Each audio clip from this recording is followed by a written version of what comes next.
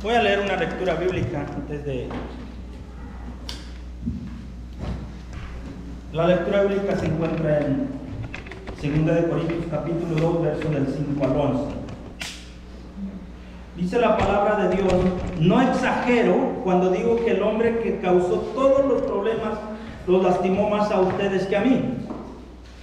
La mayoría de ustedes se le opusieron y eso ya fue suficiente castigo. No obstante, ahora es tiempo de perdonarlo y consolarlo. De otro modo podría ser vencido por el desaliento. Así que ahora les ruego que reafirmen su amor por él. Les escribí como lo hice para probarlos y ver si cumplían mis instrucciones al pie de la letra. Si ustedes perdonan a este hombre, yo también le perdono. Cuando yo perdono lo que necesito ser perdonado, lo hago con la autoridad de Cristo en beneficio de ustedes, para que Satanás no se aproveche de nosotros.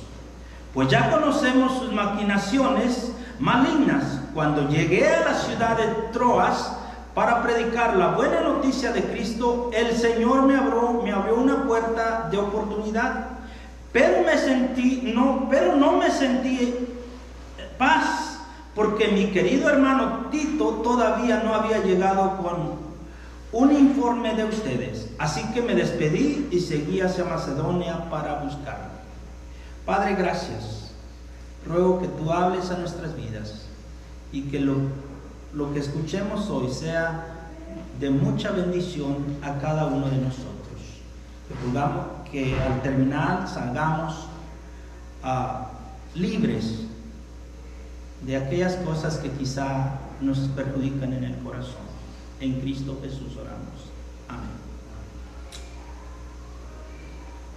El tema de hoy le he titulado Dando y recibiendo perdón. Frecuentemente escuchamos decir que es fácil recibir perdón, pero que es muy difícil perdonar. Y quizá muchas personas tienen ese problema. El problema del perdón no se entiende en el intelecto. El problema del perdón tiene que ver, va más allá de nuestro entendimiento. ¿Por qué digo eso?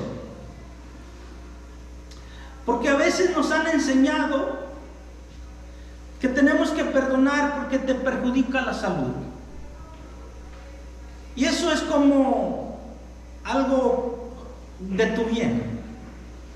No, yo creo que la palabra de Dios dice que tenemos que perdonar, o el perdón está enraizado realmente en que Dios nos ha perdonado. Ahí está enraizado el perdón. Ahora bien, yo les he estado hablando de cómo vivir una vida positiva. Y yo les comencé diciendo que para vivir una vida positiva, yo recibo consuelo de Dios y yo doy consuelo de Dios. Ese fue el primer mensaje. El segundo, yo recuerdo que les prediqué que Dios hizo un gran depósito en Cristo Jesús para nuestro bien. Y que cada vez que pasemos tiempos difíciles, nosotros podemos reclamar ese depósito. Cristo murió por nosotros. Pero la pregunta que yo me hacía, ¿será posible vivir una vida positiva sin perdonar? Creo que ustedes deben de tener esa respuesta. Es una respuesta muy sencilla. No se puede vivir una vida positiva a menos que yo sea una persona que perdone cuando me ofendan. Este es el tercer principio. El perdón de Dios nos obliga, óigalo bien, a perdonar. Para ser cristiano, hermano, tenemos que ser perdonados por Dios. Pero para vivir el cristianismo es perdonar a los demás. Cualquiera que está familiarizado con la fe cristiana entiende la centralidad de lo que es el perdón. El perdón no se puede separar de nuestra vida cristiana. Es difícil.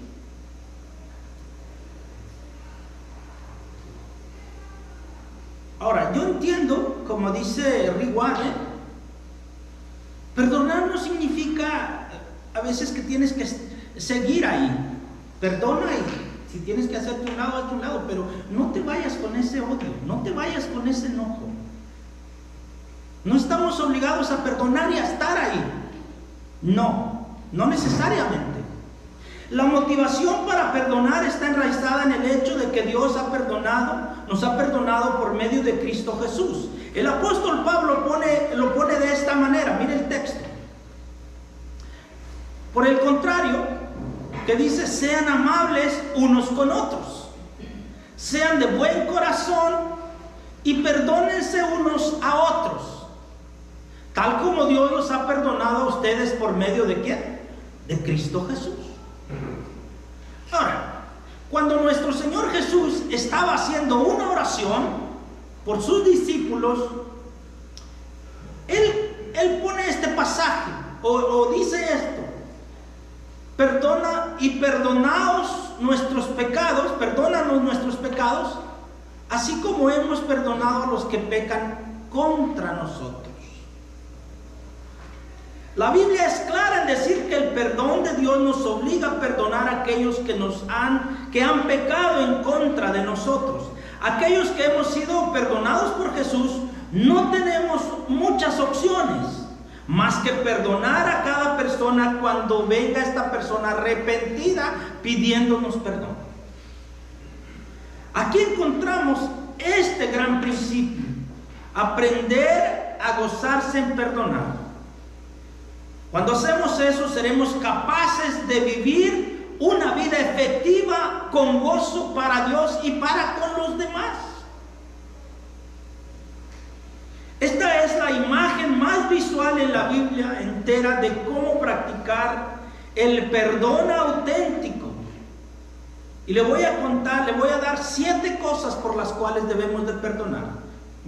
No es mucho tiempo el que tengo, pero realmente no escribí mucho en cada cosa. Pero quisiera por lo menos que se quedara escritas estas cosas. Miremos la primera. El perdonar nos empodera para derrotar ¿cuál? El orgullo. El perdonar nos da poder para derrotar el orgullo. Yo no sé por qué, pero en nuestra humanidad, por naturaleza, a veces tenemos mucho orgullo. ¿Por qué rehusar perdonar a los demás? ¿Por qué posponer el perdón? La respuesta es sencilla: por orgullo. El orgullo produce, óigalo bien, porque no voy a hablar mucho por cada punto, pero elegí las palabras más apropiadas. El orgullo produce enojo. El orgullo produce amargura y nos conduce a represalias. El orgullo, por eso el apóstol Pablo dice que él rehusó a convertirse en esa clase de persona, en esa persona que se tenía que vengar, en esa persona que se tenía que amargar y en esa persona que iba a tener un gran ministerio, pero iba a andar enojado con aquellos que lo lastimaron. Digo, yo me rehuso a eso. Y por eso el verso 5 dijo: no exagero cuando digo que el hombre que causó todos los problemas los lastimó más a todos ustedes que a mí. Hay varias versiones en cuanto a este hombre, pero lo que yo más entiendo es aquel hombre que cometió el pecado dentro de la iglesia y todavía hablaba mal del apóstol Pablo. Por eso Pablo dijo: los lastimó más a ustedes. Está hablando a la congregación de Corintios. Como iglesia, este hombre les lastimó más a ustedes como congregación, más que a mí.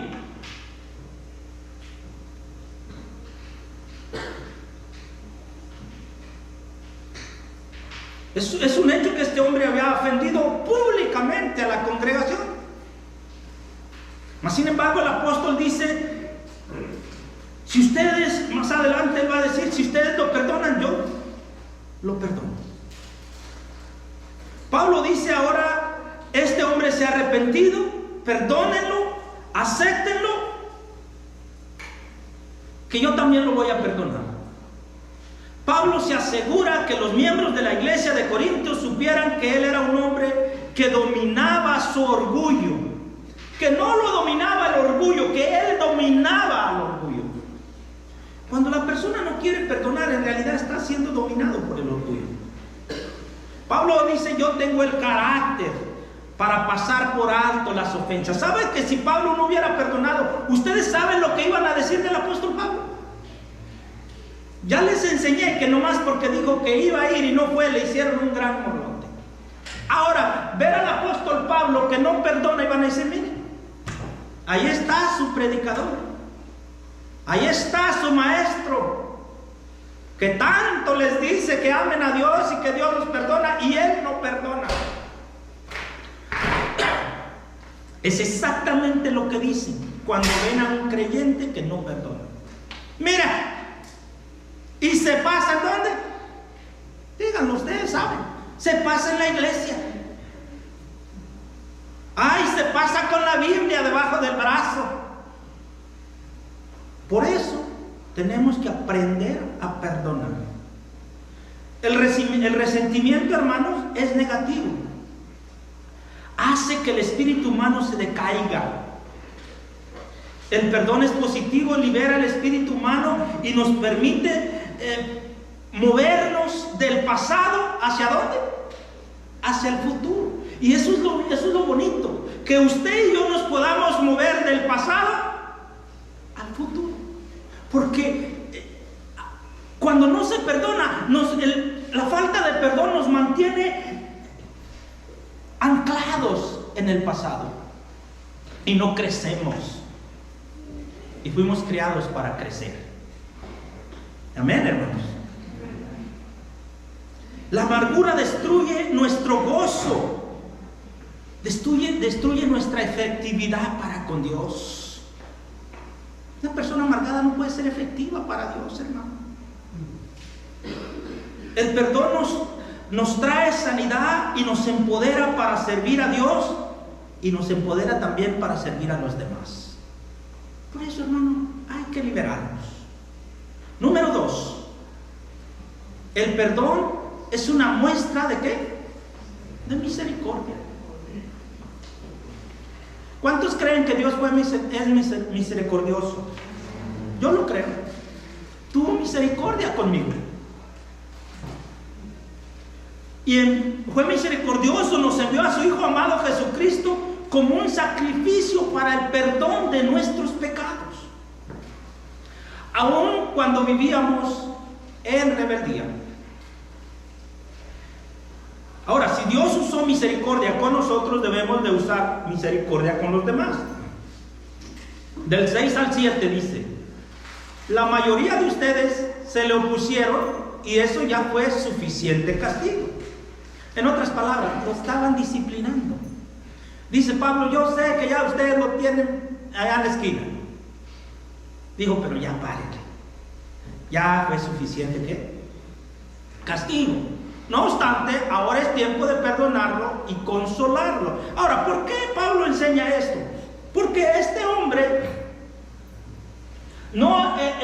que ofendió, cuando lo castigan, cuando lo disciplinan, no es como aquellos que le dicen, mire hermano, usted cometió un error y por esto no va a hacer esto por un tiempo. Y se va de la iglesia.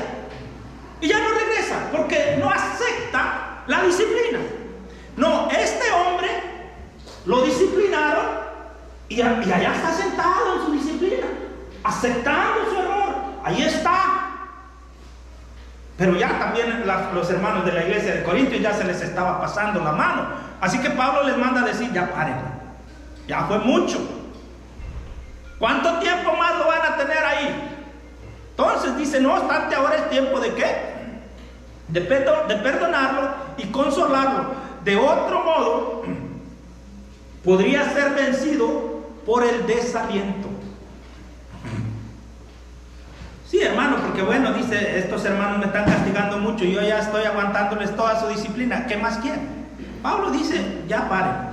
El hombre que había ofendido ahora estaba sufriendo mucho, la iglesia estaba castigando a este hombre y él respondió con arrepentimiento. Ahora se está sintiendo terriblemente mal por su pecado, por lo tanto necesitaba misericordia. Así que Pablo dice que ya terminara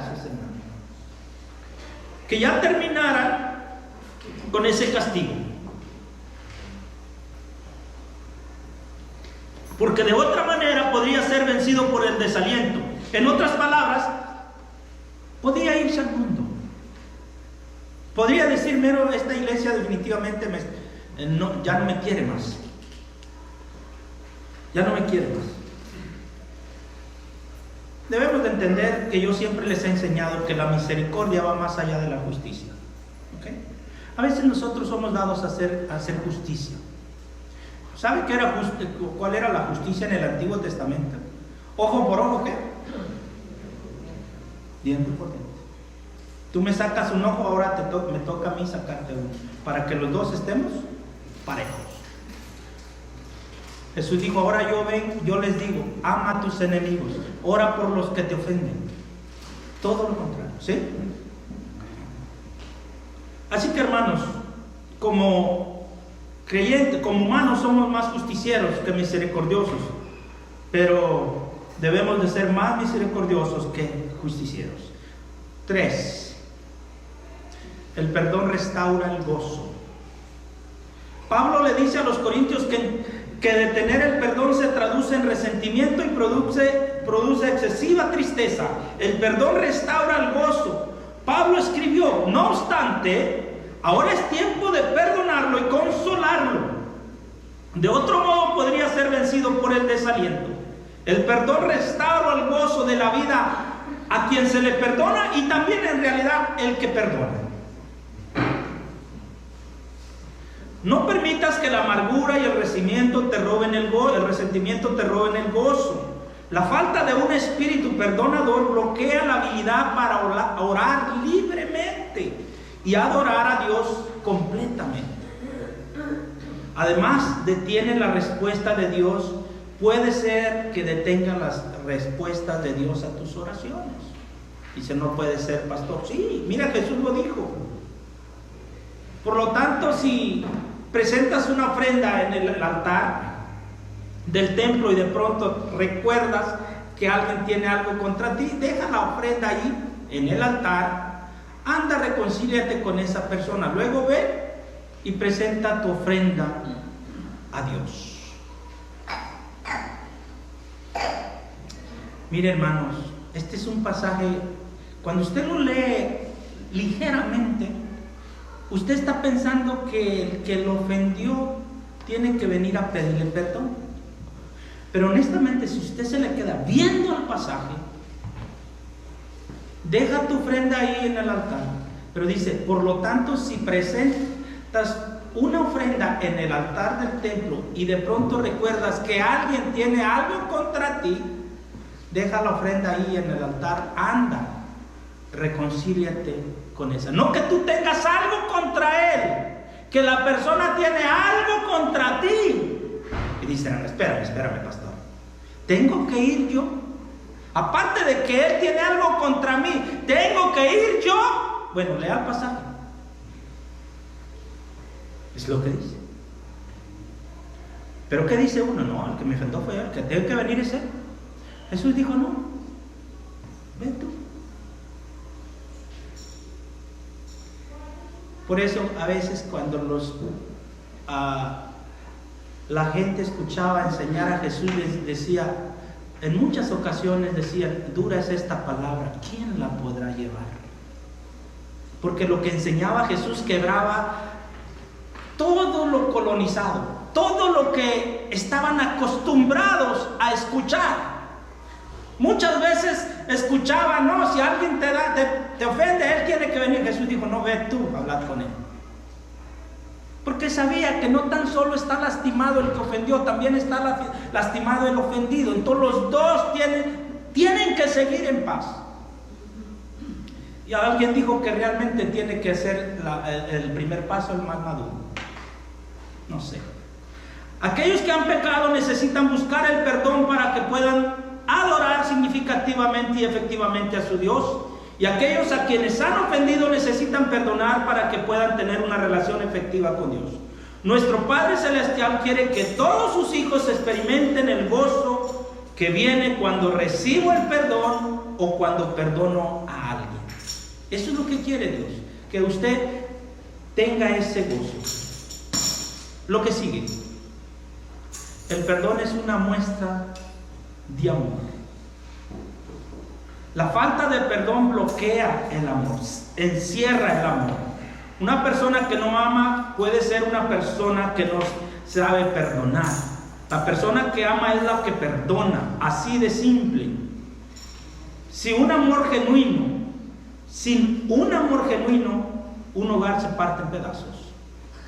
La amistad se destruye, el lugar de trabajo puede ser inaguantable, una iglesia y su ministerio puede ser destruida cuando no hay ese amor.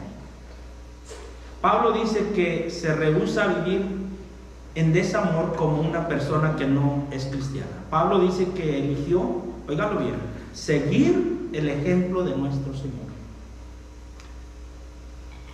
Así que usted y yo elegimos mostrar amor aún a aquellos que nos han ofendido. Así que ahora les ruego, dice el pasaje, que reafirmen su amor por Él. No, Pablo es tremendo. Así que ahora les ruego que le muestren el amor que le tienen. Y es cierto, hermanos. ¿Qué gracia tiene darle al que te da? Amar al que te ama. Servirle al que te sirve. Jesús dijo que amemos al que no nos ama a veces. Darle al que no te puede, ¿qué? Regresar.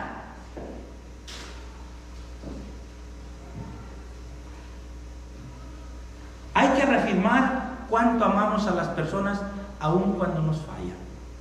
Realmente es el momento para decirle: yo te amo aun cuando me falles. Es triste ver, hermanos, que en nuestra cultura no hemos aprendido esa parte. A veces yo siempre he querido que usted y yo entendamos que a veces tú le vas a pedir algo a alguien y esa persona no lo va a poder hacer contigo. Hermano o amigo, necesito que hagas esto por mí, y tal vez esa persona no puede y te va a decir: no puedo. Bueno, eso no debe de quebrar tu amistad, eso no debe de quebrar tu amor por esa persona.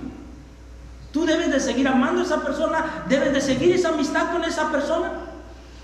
Pero muchas veces en nuestro contexto pensamos que cuando alguien nos dice que no, ya no nos quiere. Y nos podemos llegar hasta retirar de esa persona, porque esa persona nos dijo que no en algo que nosotros quizá pensábamos que él podía hacerlo. No, mis queridos hermanos, a veces las personas no pueden hacer ciertas cosas con nosotros, pero eso no implica que no son nuestros amigos. Amén. Entonces, lo que sigue, el perdón, hermanos, muestra obediencia. Cuando alguien peca en contra de nosotros, es una prueba en el área de nuestra obediencia. Dios nos da el mandamiento a perdonar a las personas cuando se arrepienten. Cuando no perdonamos, estamos desobedeciendo directamente el mandamiento del Señor. Así que comenzamos a vivir en rebeldía y en desobediencia. Por eso el apóstol Pablo escribió: les escribo como lo hice para probarlos y ver si cumplirían mis instrucciones al pie de la letra. No, el apóstol Pablo no se anda con vueltas. Él dice: miren, les estoy escribiendo para ver si realmente van a obedecer lo que yo les enseñé.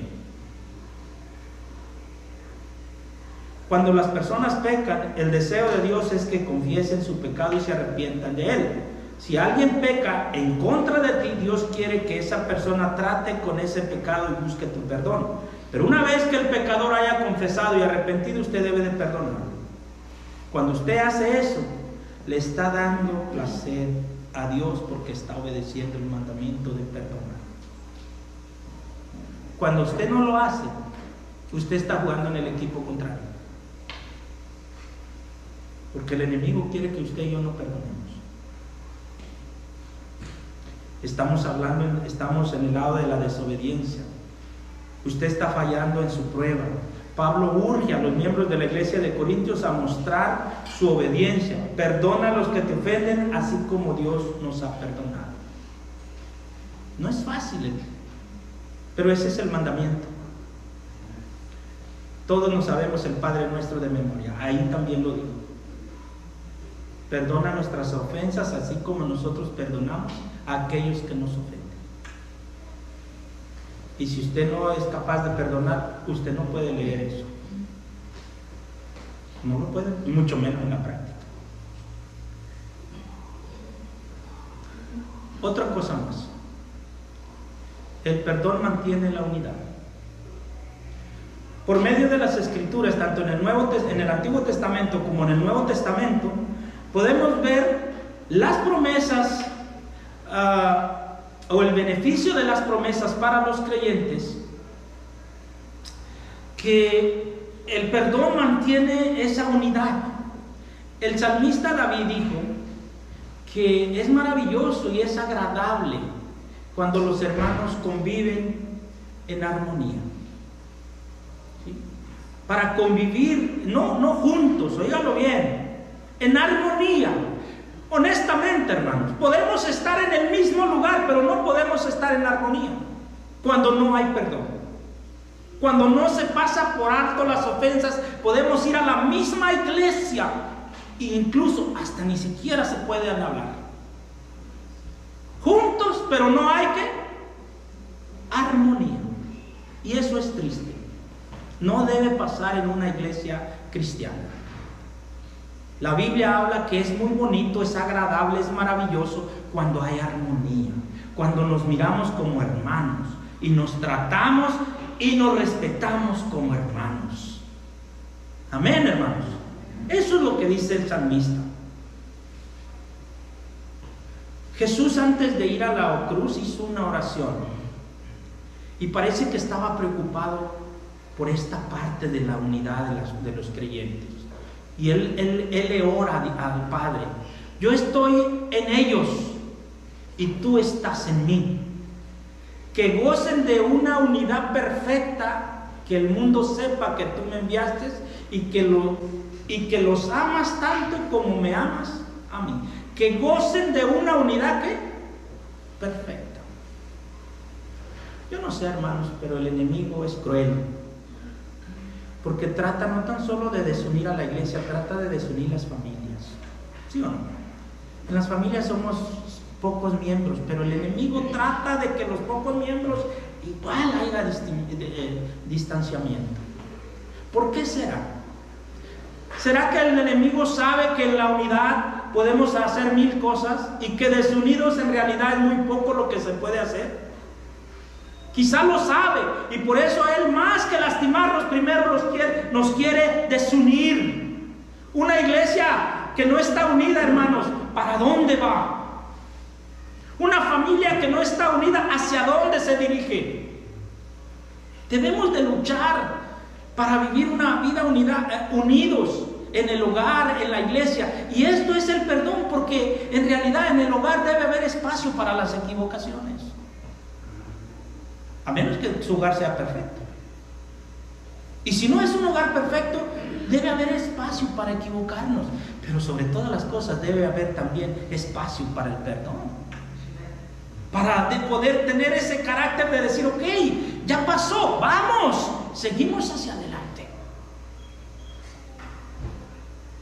Imagínense si hay nada más espacio para las ofensas y no hay espacio para el perdón.